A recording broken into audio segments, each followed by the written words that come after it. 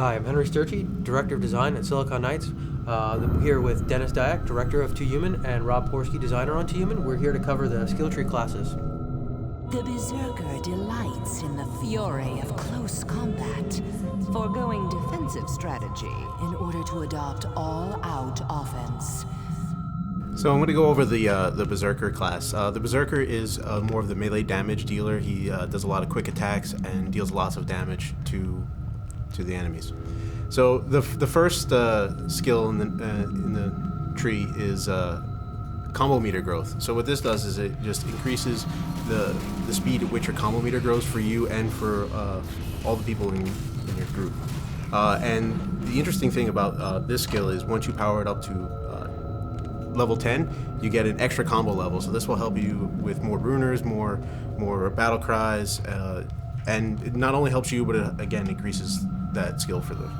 And just to make sure everyone understands, every character has 3 combo levels, and every time you go up a combo level, your runers and your other attacks get more powerful. By going to level 4 gives the Berserker a significant advantage over every other class. And if you're playing with the Berserker, having that extra combo level as bonus allows you to stay powered up, get more experience, do more damage depending on what alignments you've chosen.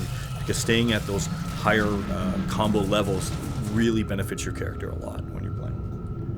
So the first path we're going to look at is the speed path. So this basically increases all attack speeds. That's what the first node does. It increases your attack speed based on your combo hit counter. So if you're good enough to keep your combo hit counter up, then you're going to increase the speed at which you grow this combo. So one of those things that could help you in your when you're overwhelmed is deploying this first spider skill, which is a sticky bomb. It sticks to the enemies, and then he'll go to the group and just do massive damage. His battle cry here increases melee attack speed, so this will work for you and for your all members of your party. And then the last skill is your dual wield attack speed. This is really good for people who are into the DPS. If you want to see your character fight in a blur, this is the path to choose. And the Berserker is the only class with access to the dual-wield sword and the dual-wield staves. So if you specialize in this path, you can really take advantage of all of the damage and all of the speed that path offers to you with that weapon type. So the next middle path here is for the advanced combat tactics. So this increases your finishers, your slides, stuff like that.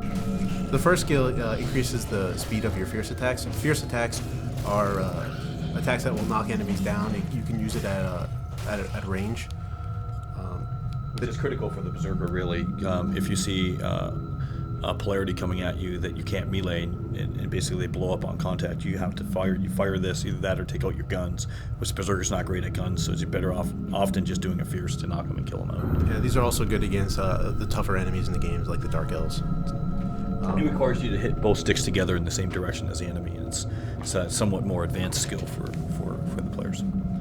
And down this path, the spider skill is the snare turret, and this is again also great for when you're getting overwhelmed. You can just deploy this down and try to regain your footing. That's the runaway. Run, Sir Robin. And then his battle cry here increases his movement speed, and in addition to that, all attacks knock down enemies. So again, when you're overrun, this is a great way to not run away, but actually stand up and deal with them. Yeah. The Berserker doesn't run away much. I was just kidding earlier. He's the most in-your-face class there is. And the last skill down this path increases slide attack speed, so he'll again become a blur with all his slides. So the last path is the damage path.